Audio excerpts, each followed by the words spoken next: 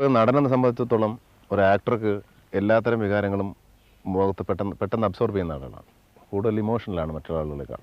കാരണം emotional intensity കൂടുതലുള്ള ആളുകളാണ് ആക്ടേഴ്സായിട്ട് വരുന്നത്. അവർക്ക് എല്ലാത്തരം വികാരങ്ങളും സിനിമയിലും അഭിനയിക്കുമ്പോൾ മാത്രമല്ല അല്ലാത്ത സമയങ്ങളിലും ഈ വികാരം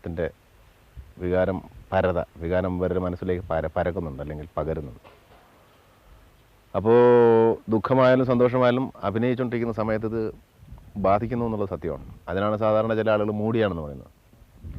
എന്തെങ്കിലും ചെറിയ പ്രശ്നങ്ങളുണ്ടായാൽ തന്നെ പെട്ടെന്ന് മൂഡ് ഔട്ടാകുന്ന ആളുകളുണ്ട്. അവർക്കത് ആ ഇമോഷൻ താങ്ങാൻ പറ്റാഞ്ഞിട്ടാണ്. അത് കൂടുതൽ ഇമോഷണലായിട്ടുള്ള ഇൻവോൾവ്മെൻ്റ് ഉള്ള ആക്ടേഴ്സിനാണ്. ഇവർക്ക് ഇതേ സംഭവം തന്നെ അഭിനയിക്കുമ്പോഴും ഇത്രയും ഇമോഷണൽ ഇൻവോൾവ്മെൻറ്റ് ഈ അഭിനയിക്കുമ്പോഴും ഉണ്ടാവും.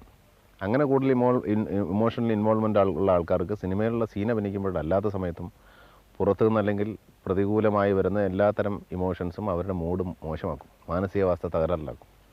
അതേ സമയത്ത് തന്നെ അനുകൂലമായി വരുന്ന അവസ്ഥകൾ ഈ മൂഡിനെ എലവേറ്റ് ചെയ്യുകയും ചെയ്യും.